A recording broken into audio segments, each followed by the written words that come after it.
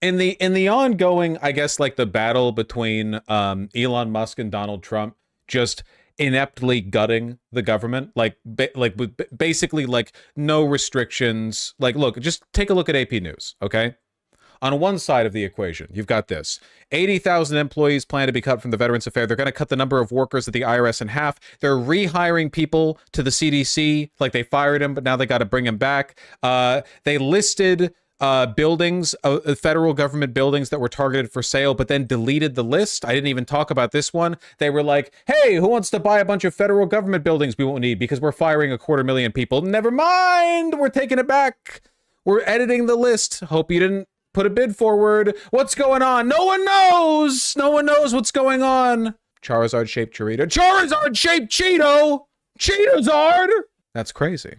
So that's one side of how things are going. On the other side, apparently we have the Supreme Court, at least in this very specific instance. The Supreme Court, did I misread?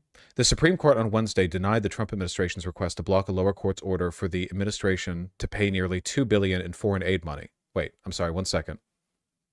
The Supreme Court on Wednesday denied the Trump administration's request to block a lower court's order for the admin to pay nearly $2 billion, delivering a near-term reprieve to international aid groups and contractors seeking payment for the previously completed projects. No, I didn't misread it. Okay, sorry. I had briefly, for a moment, I saw through the veil, and for a moment, I imagined, I know this is ridiculous, get this. I imagined I might have hastily misread something and then gotten something wrong on stream. Thankfully, we're not in that timeline. Yeah, no, the Supreme Court, on, again, presumably largely procedural grounds, is once more allowing the pause on the freeze of the aid. Or in other words, US aid is back, baby. Fox News, how are you handling it? Courts and the judges and the justices were dueling in fast form. In the end, the U.S. Supreme Court extended the administration's freeze on billions of dollars in U.S. foreign aid. That ruling coming from the Chief Justice John Roberts. Former Deputy AG John Yoo with me. I'm sorry, am I having another seizure? This information from the video seems to be conflicting with the text of the article that we just read. The text of the article said, let me go over to CNN. Breaking news just coming in from the Supreme Court. I want to get straight over to CNN's Caitlin Polans, who's pulling together the details from us. The freeze continues. They just pay owed money. Oh, okay. So Fox News is framing it that way because they're evil. So they have to pay out the money that is already owed, but they are maintaining the freeze. Okay, well, let me finish the Fox News video then. I'm kind of curious how they... And sir, good morning to you. Just a little bit of background here. You freeze the money on USAID or you get rid of it altogether. That was the initial ruling. Then a judge came in and said, no, you have contracts you must fulfill. And then late last night, Justice Roberts says, not so fast. So where does this stand, and does the administration... No, wait, you're just lying.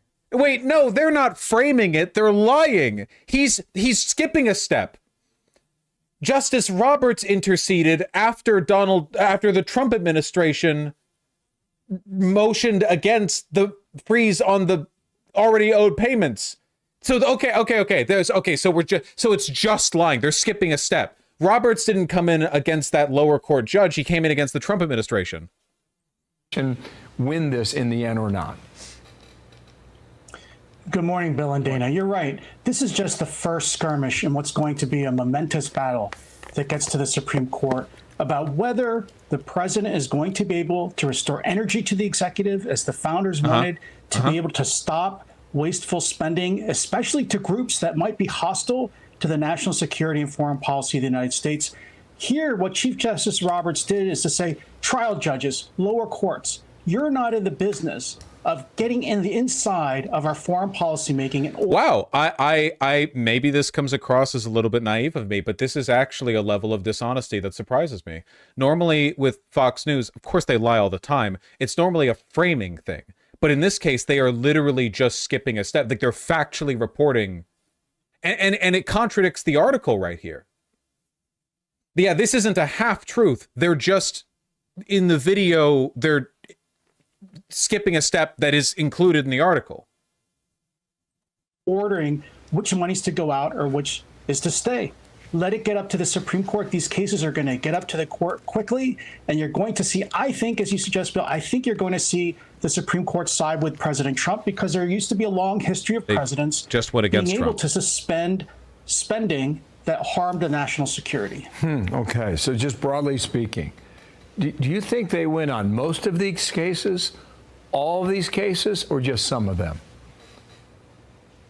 I think the cases that are coming up right now are to President Trump's favor because they involve the. I'll admit I'm a little bit taken aback. I'm sorry. I know. I apologize. They're lying by omission. No, they're straightforwardly lying because they're stating that Roberts ruled against the lower court when he didn't. They ruled in favor of the lower court. I don't know. Yeah, just kind of grim. Like to be clear, shit like this, the network should be sued for. Like this should be like. In a sane society, Fox News should be scrubbing this off the internet because it's like a huge liability to have dishonesty being put forward this confidently, you know? Internal management of the executive branch. There's another case following up shortly behind this one about whether President Trump can fire members of the executive branch. He's playing before a friendly. Okay, we're not doing anything relevant to the issue here. We're just yapping about other stuff, I guess. Not that you would be honest about whatever. So yeah, billions in U.S. aid payments are going to be dispersed. At least the Supreme Court has ordered their dispersal. The only reason we're getting this ruling is because of Amy Coney Barrett and John Roberts. The other conservatives are fuming over this. To be clear, by the way, this shouldn't have even gone to the Supreme Court. The freezing of U.S. aid payments was so clearly unconstitutional that it should be like, it shouldn't even be a court ruling. It should just be like an obvious one. You know what I mean?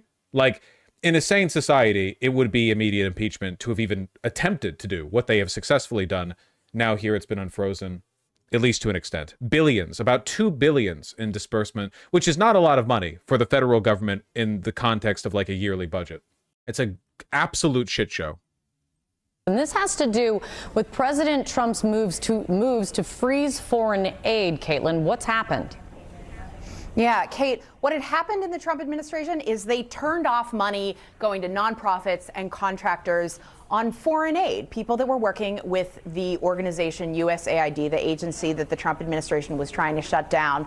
And what the Supreme Court, what Trump wanted to do is he wanted a green light from the Supreme Court to keep that money shut off. It's being litigated at the trial level courts far below the Supreme Court. And what the Supreme Court just said is, we're not going to do that. We need the lower court to figure this out. There was a judge there who had said. Okay, yeah, that sounds accurate. Essentially, like, allow these owed payments to disperse while this is being litigated in court. Okay, makes sense. Wow, in a way, this feels like the larger story here is almost like how openly dishonest the Fox News video was. Because again, I'm used to framing in half-truths. I'm not used to them just like stating, whatever. I should be used to this. There's no difference meaningfully between Fox News and, I don't know, the Tim Pool show or whatever. It's like that Alex Jones, it's all bled into the same system now. There's no like meaningful distinction in civility or fact checking or whatever else. That's all gone. Conservatives are fuming at Amy Coney Barrett saying Trump made a mistake appointing her. I have seen that. I saw, what was it, Jack Posobiec saying she was a DEI hire. I didn't know that could apply to white people too. She's been making some interesting rulings lately. Yeah, didn't she also rule on the good side of the poop water case? She was the one dissenting conservative. The what? The poop water. Poop water was 5-4. Yes, and there are 6 conservatives. I believe she was the dissenting conservative. All right, I forgot it's 6 cons now. Yes, the poop water. Oh, anyway. Good news is Republicans have to respect the SCOTUS because that's how they got rid of Roe v. Wade. I don't even know if that's true, man. So much damage has been done to the federal government, the transparency of it. You know, our systems for tracking what's going on within it. I don't even know, like, how will they freeze or unfreeze anything? Like, what matters, you know? They could just do whatever. I don't know. Seems like they're not listening to the courts. Do you think SCOTUS will prevent some of the more fascist ambitions of the Trump administration? For example, a few months back, they ruled against that one ruling that would have stripped states of running their own elections. I think so. I think that for at least Roberts and Amy Coney Barrett, you could make a fair argument that though they're evil, they're evil in a more intellectual and informed way than what you see from conservative politicians and pundits. You have to think about it from their perspective. These are people who, in many cases, are intelligent. I'm not saying they're good people. Intelligent. They've worked hard their whole life. They went to law school. They worked as lawyers. They worked as judges. They made it to the Supreme Court. Unlike your random Yahoo who can get elected, anyone can get elected in America. Slack-jawed idiots. There's a kind of in-group elitism with many of the people in the judicial branch that I think sometimes makes them unwilling to go with certain kinds of bullshit. Now, again, I don't think that's a reliable stopgap or anything. I just think that, you know, you could make a reasonable argument that for somebody like John Roberts, he might not be as amenable to the whole, like, openly anti-empiricist bit the party's been going on. Don't know how well that's going to hold up, though.